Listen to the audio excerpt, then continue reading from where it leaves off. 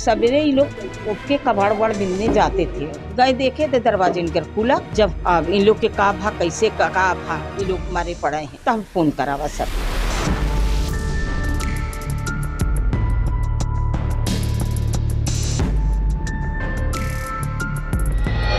UP के प्रयागराज में किराए के कमरे में रहने वाले पति पत्नी और एक महिला समेत 3 लोगों की बेरहमी से हत्या कर दी गई।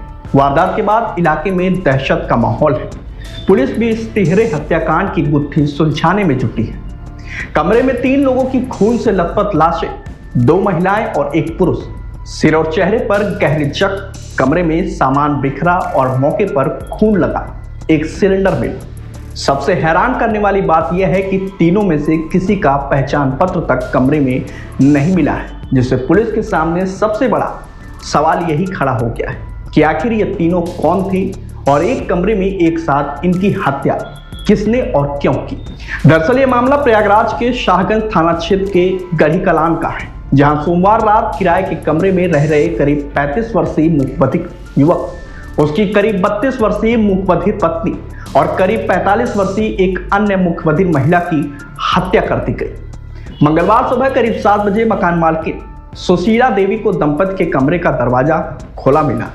उन्होंने अंदर झांक कर देखा तो पति पत्नी और दूसरी महिला के शव खून से लथपथ बिस्तर पर पड़े हुए थे, जिसे देखकर वह चीख पड़ी और अपने बेटे पंकज के साथ पड़ोसियों को मौके पर बुलाया। 11 बजे रात सोए। 11 बजे रात सवेरे ही लोग उठ के कबाड़ वबाड़ बिनने जाते थे। 5 बजे उठते थे तो हम उठे 6 बजे, तब ये उठा नहीं रहा गूंगी, तो हम कहे कि लोग काहे नहीं उठे, तभी बेर हो गया। जब गए देखे तो दरवाजे इनकर खुला। जब वहाँ से हम आए तो हम सबसे कहने लगे अगल बगल, हम कह कि थाने फोन कर दो, अब इन लोग के का भा कैसे का भा ये लोग मारे पड़े हैं तो हम फोन करावा सर। सूचना मिलते ही कोतवाली एसीपी रवि गुप्ता और शाहगंज थाना प्रभारी वैभव सिंह पुलिस टीम के साथ मौके पर पहुंच गए, जिसके बाद फॉरेंसिक टीम ने घटनास्थल से साक्ष्य जुटाए। पुलिस के मुताबिक दोनों महिलाओं के शव एक दूसरे के ऊपर पड़े थे, जबकि युवक का शव अलग पड़ा हुआ था। कमरे में सामान बिखरा हुआ था और खून लगा सिलेंडर भी मिला।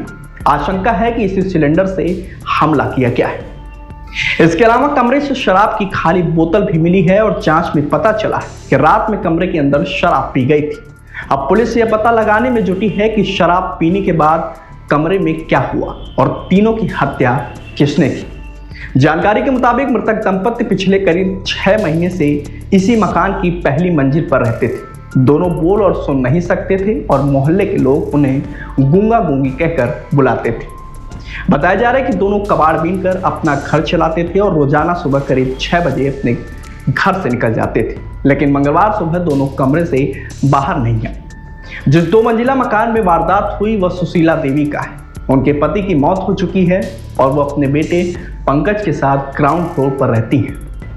उनका बेटा पंकज ऑटो रिक्शा चलाता है और इस मकान में कुल 4 किराएदार रहते हैं। दूसरी मंजिल पर अतुल सिंह, धनंजय सिंह और हरदोई निवासी ऋषि सिंह रहते हैं, जो रेलवे स्टेशन पर खाने का सामान बेचते हैं। 2 जने मियां बीवी बस। तो तीसरी कल आई सर, हमको देखे नहीं कि कहाँ से आई, कौन ही हमको नहीं जाने। ये लोग सोते थे तो इनका 9 बजे इनका दरवाजा बंद हो जाता रहा। हाँ ऊपर हैं और वो अपना स्टेशन में कोई टॉफी बिस्कुट और पता नहीं का सब बेचते, गाड़ी बेचते हैं। इस तिहरे हत्याकांड की जांच में पुलिस को कमरे से एक मोबाइल नंबर भी बरामद हुआ। यह नंबर वाराणसी में रहने वाले एक मुखबधिर युवक का बताया जा रहा है, जिसके पिता पीएससी में दीवान के पद पर तैनात है। पुलिस ने उस युवक से संपर्क करके पूछताछ के लिए उसे प्रयागराज भी बुलाया है। अब पुलिस यह पता लगाने की कोशिश कर रही है कि मृतकों और वाराणसी के इस युवक के बीच क्या संबंध था और उसका मोबाइल नंबर मृतक के पास कैसे पहुंचा। पुलिस की जांच में यह भी सामने आया कि मृतक युवक अक्सर प्रयागराज जंक्शन के प्लेटफॉर्म नंबर 1 के आसपास रहता था, जिसके बाद पुलिस ने रेलवे स्टेशन पर भी जांच तेज कर दी है। पुलिस की एक टीम स्टेशन परिसर में घूमकर मृतक की फोटो दिखा रही है और वेंडरों, दुकानदारों के साथ सफाई कर्मियों से उसके बारे में जानकारी जुटा रही है। इस बीच मकान मालकिन सुशीला देवी और उनके बेटे पंकज की लापरवाही भी जांच के दायरे में आ गई। दरअसल दंपति पिछले 6 महीने से मकान में रहते थे, लेकिन मकान मालकिन के पास उनके नाम पते का कोई भी विवरण नहीं है। पुलिस को भी कमरे से अभी तक ऐसा कोई दस्तावेज नहीं मिला जिससे मृतकों की पहचान हो सके। किराएदारों का सत्यापन नहीं कराया जाना भी अब जांच का अहम हिस्सा बन गया है।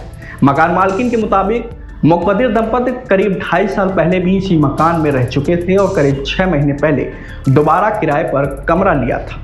वहीं कमरे में मिली 45 वर्षीय महिला के बारे में मकान मालकिन को कोई भी जानकारी नहीं थी। उन्होंने बताया कि उन्होंने उस महिला को पहली बार देखा था और उसे किराएदार की रिश्तेदार समझ लिया था। सर कोई के आना जाना इनके घर में नहीं रहता। अब अपन सड़क पे अपना बात करती रही हूँ, इशारा से तो नहीं बता सकती, बोल नहीं सकती थी इशारे से। अब किससे का बात भाई का नहीं, अभी तो हम नहीं बोलती होती तो कुछ पता चलता। कहाँ के रहने वाले हैं ये लोग ऐसे कमाते खाते रहे, कबाड़ बिनते रहे। अभी इनका घर दुआर नहीं रहा है। कैसे आपने बिना किसी के आईडी के कैसे आपने अपने घर सर ऐसे वो हाँ कहने लगी दे दी ये कमरा खाली रहा। ये लोग पहले झुक गिना के उधर रहते थे तो नहीं रहा जगह, तो कहने लगे हमारा कमरा खाली रहा दे। एसीपी कोतवाली रवि गुप्ता के मुताबिक पुलिस यह भी जांच करने में जुटी है कि किराएदारों की जानकारी मकान मालकिन के पास क्यों नहीं थी और अन्य किराएदारों का सत्यापन हुआ था या नहीं। दूसरी मंजिल पर रहने वाले 3 युवकों से भी पूछताछ की जा रही है। पुलिस मृतक दंपति की वास्तविक पहचान और उनके मूल निवास की जानकारी जुटाने में लगी है। इसी क्रम में पुलिस बांग्लादेशी कनेक्शन के एंगल को भी खंगाल रही है, लेकिन अभी तक ऐसा कोई भी तथ्य सामने नहीं आया कि जिससे मृतकों के बांग्लादेशी होने की पुष्टि की जा सके। पुलिस यह पता लगाने की कोशिश कर रही है कि दंपति कहां के रहने वाले थे और उनका क्या किसी ऐसे नेटवर्क या संदिग्ध पहचान वाले लोगों से संबंध था। स्थानीय लोगों के मुताबिक दोनों कबाड़ बीनने का काम करते थे।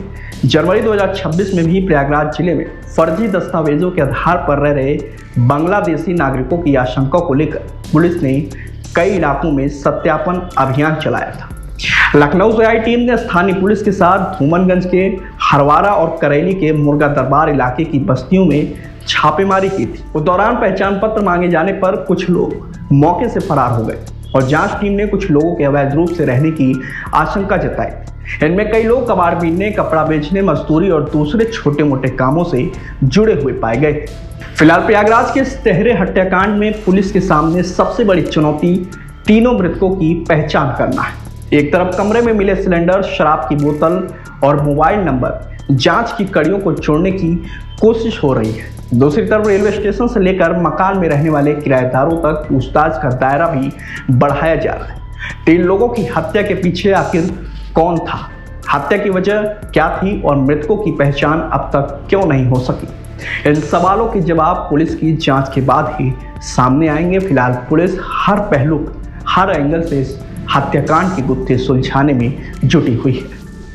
आज सुबह सूचना मिली थी कि थाना शाहगंज क्षेत्र के अंतर्गत लीडर रोड के पास गढ़ी कला नामक मोहल्ले में एक किराए के घर में एक कमरे में 3 व्यक्ति, जिनमें से एक पुरुष और 2 महिलाएं, उनकी डेड बॉडी मिली थी।